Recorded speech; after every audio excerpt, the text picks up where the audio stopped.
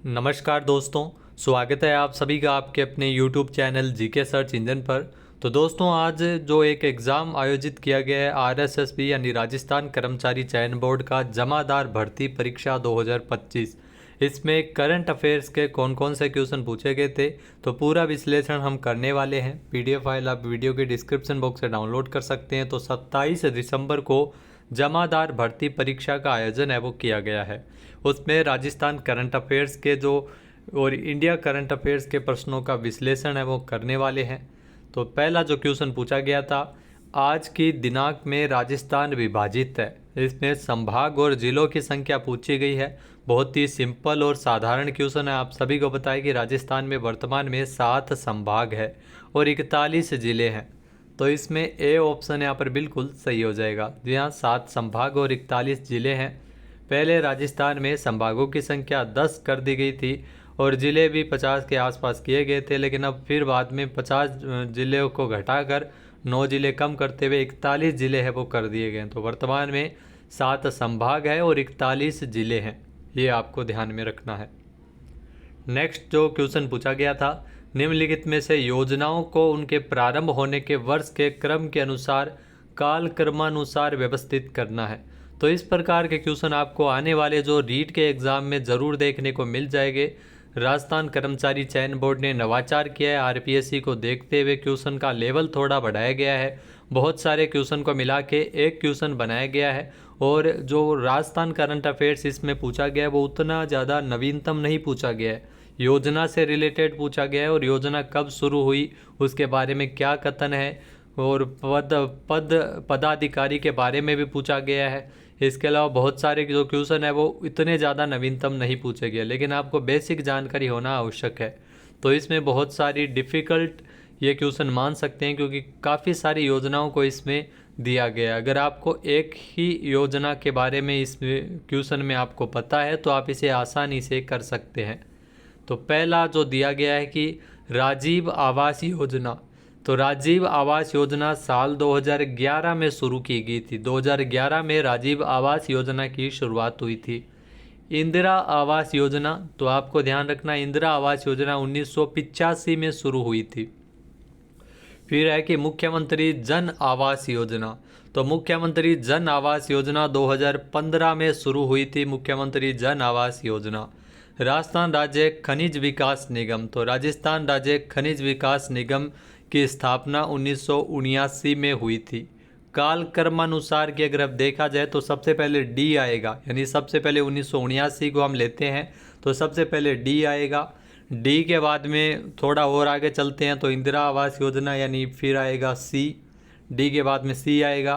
फिर और आगे चलते हैं यानी 2011, फिर राजीव आवास योजना, फिर ए आएगा, ये 3 नंबर पर आएगा। फिर है मुख्यमंत्री जन आवास योजना, यानी ये 4 आएगा। तो इसमें आपको सभी को अगर राजस्थान राज्य खनिज विकास निगम की जो साल पता हो कि 1979 में इसकी स्थापना हुई थी, तो इसमें केवल एक ही ऑप्शन में है जिसमें सबसे पहले डी दिया गया है। डी ऑप्शन यहाँ पर बिल्कुल सही हो जाएगा। नेक्स्ट जो क्वेश्चन पूछा गया था सौभाग्य योजना के बारे में, तो सौभाग्य योजना की विशेषता के बारे में पूछा गया है। सौभाग्य योजना जिसकी स्थापना 2017 में की गई थी। तो पहला कथन है कि 2017 में सौभाग्य योजना की स्थापना हुई थी, जो बिल्कुल सत्य कथन दिया गया है। पीएम मोदी के द्वारा सौभाग्य योजना यानी प्रधानमंत्री सहज बिजली हर घर योजना, इसका पूरा नाम है प्रधानमंत्री सहज बिजली हर घर योजना सौभाग्य योजना, जो कि साल 2017 में शुरू की गई थी। फिर है कि इसका उद्देश्य, इस योजना का जो कार्य क्षेत्र है वो ग्रामीण क्षेत्रों में सभी घरों में विद्युत कनेक्शन प्रदान करना। तो यहाँ पर यह थोड़ा सा गलत है क्योंकि ग्रामीण क्षेत्रों में नहीं है, ग्रामीण और शहरी सभी क्षेत्रों में जो सभी गरीब घरों तक बिजली पहुँचाना इसका मुख्य उद्देश्य था। 2022 तक यह योजना चली थी, 31 मार्च 2022 तक। तो बी कथन यहाँ पर इसमें गलत दिया गया है। फिर है कि एपीएल जो घर है वो उनको 500 रुपये का भुगतान करने पर विद्युत कनेक्शन प्रदान कर सकेंगे। तो यहाँ पर ये बिल्कुल सही है, बीपीएल के नहीं है, ये एपीएल के लिए जो गरीब परिवार है उनको इसका लाभ मिलता है।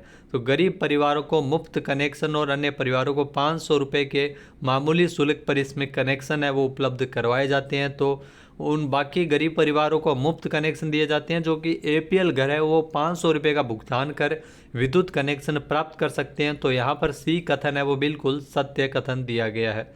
फिर है कि केंद्र सरकार ने इस योजना में 1000 करोड़ रुपए निवेश किए।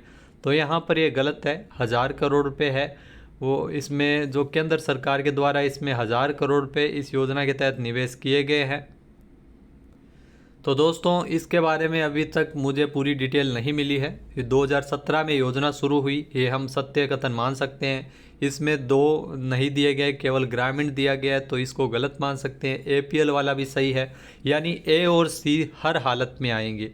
तो A और C अगर बात करें तो इसमें आप देख सकते हैं, इसमें A और C इसमें आ रहे हैं और इसमें आ रहे हैं, बाकी किसी में नहीं है। तो 2 ऑप्शन आप कट कर दीजिए। फिर अगर बात करें इसमें D दिया गया है, तो A B C यानी इसमें सबसे उपयुक्त विकल्प का चयन करना है जो सही है। तो C यहाँ पर सही है, लेकिन B तो गलत है, तो ये भी गलत हो जाएगा।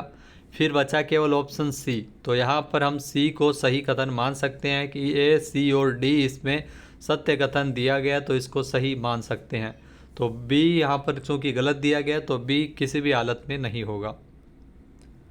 फिर है कि सरकार के द्वारा शुरू किए गए निम्न कार्यक्रमों और योजनाओं को कालक्रम अनुसार व्यवस्थित करिए। मैंने कहा था ना, देख लो, इस प्रकार से क्वेश्चन है वो पूछे जा सकते हैं। रीट का जो एग्ज़ाम होगा वो सतर्क हो जाए, क्योंकि इस प्रकार के क्वेश्चन में आपको सारी डेट और एग्जैक्ट साल आपको कम से कम याद होना ज़रूरी है। तो दोस्तों इस प्रकार का क्वेश्चन है वो जिसमें दिया गया है कि सरकार के द्वारा शुरू किए गए निम्न कार्यक्रम और योजनाओं को कालक्रम अनुसार इसमें रूपरेखा के रूप में व्यवस्थित करना है। तो इसमें है कि राष्ट्रीय संस्थागत रैंकिंग रूपरेखा। तो राष्ट्रीय संस्थागत रैंकिंग रूपरेखा जिसकी शुरुआत है वो 2015 में की गई थी। यहाँ 29 सितंबर 2015 में मानव संसाधन विकास मंत्रालय, जिसे अब शिक्षा मंत्रालय के नाम से जाना जाता है, लॉन्च की गई थी। 2015 में NIRF रैंकिंग के नाम से आपने ज़रूर सुना होगा, जो शिक्षण संस्थानों की रैंकिंग जारी की जाती है NIRF, वो 2015 में शुरू हुई थी। फिर है कि विद्यांजलि कार्यक्रम, ये ध्यान रखना, विद्यांजलि कार्यक्रम 16 जून 2016 में शुरू हुआ था। 16 जून 2016 में विद्यांजलि कार्यक्रम की शुरुआत की गई थी, जो कि एक स्वयंसेवी पहल है, जिसे बाद में 2021 में नए पोर्टल के साथ पुनः लॉन्च भी किया गया था। मुख्य उद्देश्य समाज को सरकारी स्कूलों से जोड़ा जा सके। तो विद्यांजलि कार्यक्रम है 2016 में शुरू हुआ था। फिर है कि विश्व स्तरीय संस्थान योजना, यह 2017 में शुरू हुई थी। विश्व स्तरीय संस्थान योजना की शुरुआत 2017 में हुई थी। उन्नत भारत अभियान की अगर बात करें तो उन्नत भारत अभियान, ये भारत सरकार के जो मानव संसाधन विकास मंत्रालय के द्वारा साल 2014 में, नवंबर 2014 में उन्नत भारत अभियान की शुरुआत हुई थी। तो सबसे पहले डी को ही लेना है क्योंकि 2014 है डी में। फिर बाद में 15, 16, 17 यानी क्रम अनुसार आ रहे हैं। तो डी के बाद में ए बी सी, तो डी के बाद में ए बी सी यहाँ पर आप देखने को मिल सकता है। डी ऑप्शन यहाँ पर बिल्कुल सही है। नेक्स्ट जो क्वेश्चन पूछा गया है, निम्नलिखित कथन जो नीचे दिए गए हैं जिसमें एक अभिकथन के रूप में लिखित है और दूसरा उसका कारण है। तो इसमें आपको जो सत्य कथन का चयन इसमें करना है। तो इसमें देखो कि पहला कथन दिया गया है कि 31 मार्च 2024 के अनुसार राजस्थान में स्थापित नवीकरणीय शक्ति क्षमता लगभग 27,000 मेगावाट थी, जो बिल्कुल सत्य कथन दिया गया है कि 31 मार्च 2024 तक लगभग 27,000 मेगावाट थी। क्योंकि मई का जो ऑफिशियल आंकड़ा है नवीकरणीय ऊर्जा मंत्रालय के जो आंकड़ों के अनुसार 27,937.4 मेगावाट थी, यानी लगभग 27,000 मेगावाट 31 मार्च 2024 तक थी, जो बिल्कुल सत्य कथन दिया गया है। फिर है कि राजस्थान के जैसलमेर के समीप बड़ला में विश्व का सबसे बड़ा सौर ऊर्जा संयंत्र है। तो यहाँ पर यह गलत हो गया क्योंकि बड़ला में सौर ऊर्जा संयंत्र है, ये सही है, सबसे बड़ा है, ये सही है, लेकिन जैसलमेर नहीं है, जोधपुर मान सकते हैं। और वर्तमान में अगर बात करें तो फलोदी है। तो यहाँ पर ये जैसलमेर नहीं होगा, यानी ए कथन बिल्कुल सत्य कथन दिया गया है, लेकिन आर इसका जो है वो सही नहीं है, यानी कि बी ऑप्शन यहाँ पर बिल्कुल सही हो जाएगा। फिर है कि ज्ञानेश कुमार, जी हाँ, यहाँ पर जो पदाधिकारियों से संबंधित ये क्वेश्चन है। अगर आपने जो करंट अफेयर्स पढ़ा है उसमें प्रमुख पदाधिकारी पढ़े हैं तो आपने आसानी से किया होगा। आप सभी को बताया कि सूर्यकांत जो वर्तमान में भारत के मुख्य न्यायाधीश बने हैं, यानी सी को 4 से मिलाने वाला ऑप्शन देखना है। यानी सूर्यकांत है जस्टिस, वो भारत के सुप्रीम कोर्ट के मुख्य न्यायाधीश बने हैं। अगर इतना आपको पता है तो आप इसको आसानी से कर सकते हैं, क्योंकि यहाँ पर केवल एक ही ऑप्शन मेरे को नज़र आ रहा है जिसमें सी को 4 से मिलाता है, वो है ऑप्शन बी। ऑप्शन बी यानी सी को 4 से मिलाता है, बाकी किसी में भी नहीं दिया गया है। ज्ञानेश कुमार की अगर बात करें तो ज्ञानेश कुमार है वो वर्तमान में भारत के मुख्य निर्वाचन आयुक्त है। इसके अलावा उपेंद्र द्विवेदी, ये थल सेना प्रमुख है उपेंद्र द्विवेदी। सूर्यकांत मुख्य न्यायाधीश हो ही गए, उपेंद्र द्विवेदी थल सेना प्रमुख है, और टी.वी. सोमनाथन है वो कैबिनेट सचिव है। यानी बी को 1 से मिलाना है। तो बाकी सारे ही इसमें नहीं दिया गया, केवल बी ही ऑप्शन में सही आंसर हो जाएगा। फिर है कि एस मुरलीधरन को जीवन पर्यंत श्रेणी में यानी आजीवन कैटेगरी में द्रोणाचार्य पुरस्कार 2024 प्रदान किया गया। उनका संबंध किस खेल से है? तो एस मुरलीधरन, इनका संबंध है वो बैडमिंटन से है, जिनको द्रोणाचार्य अवार्ड 2024 से नवाजा गया है। और इनको द्रोणाचार्य पुरस्कार लाइफ टाइम यानी आजीवन कैटेगरी के लिए इनको पुरस्कार है वो दिया गया है। नेक्स्ट जो क्वेश्चन पूछा गया था, RIPS का पूरा नाम क्या है? अगर आप इसके आंसर पढ़ोगे, जो ऑप्शन पढ़ोगे, तो आपको आसानी से इसका पता चल जाएगा। तो राजस्थान इंडस्ट्री नहीं होगा, इंडस्ट्री तो किसी भी हालत में नहीं होगा। इन्वेस्टमेंट होगा I4, तो इसमें राजस्थान इन्वेस्टमेंट प्रमोशन स्कीम, बिल्कुल इजी यहाँ पर दिया गया है। डी ऑप्शन यहाँ पर बिल्कुल सही है। इंडस्ट्री तो किसी भी हालत में नहीं होगा, सेक्टर तो होने का सवाल ही नहीं है। एस फॉर स्कीम है, रिप्स का पूरा नाम है Rajasthan investment promotion scheme. RIPS की अगर बात करें तो रिप्स 2019 भी है, और लेटेस्ट में रिप्स 2024 भी है, राजस्थान निवेश प्रोत्साहन योजना 2024, जिसके तहत उद्योगों के लिए इसमें निवेशकों को आकर्षित करने के लिए अलग अलग इसमें छूट दी जाती है। तो अलग अलग स्टार्टअप्स जैसे व्यवसायों को इसमें प्रोत्साहन प्रदान करने के उद्देश्य से रिप्स योजना है वो लागू की गई है। नेक्स्ट है, भारत निर्वाचन आयोग के द्वारा विशेष गहन पुनरीक्षण यानी SIR जो कार्यक्रम चलाया जा रहा है, जिसका मुख्य उद्देश्य क्या है? तो SIR जो कार्यक्रम चलाया जा रहा है वो मतदाता सूची से संबंधित है। अगर आप इसके जो ऑप्शन है पढ़ोगे, पुनः चुनाव कराने के लिए, तो ये नहीं होगा। पुराने मतदान केंद्रों को वैध बनाना, ऐसा कैसे हो सकता है? और नए मतदान केंद्र शुरू करना है, तो ये भी नहीं होगा। मतदान की तारीख है निर्वाचन आयोग बढ़ाता है, तो ये भी नहीं होगा। तो सीधा सीधा ए, अगर आप इसको ऑप्शन को भी अगर आप पढ़ लेते हो तो आसानी से कर सकते हैं। जिसको बिल्कुल भी नॉलेज नहीं है कि SIR क्या है, बाकी SIR चर्चा में है, तो सभी को पता है कि वोटर लिस्ट को, मतदाता सूची को जो अपडेट करना, सत्यापित करना और सही करने के लिए इसका जो संचालन है वो वर्तमान में किया जा रहा है भारत निर्वाचन आयोग के द्वारा।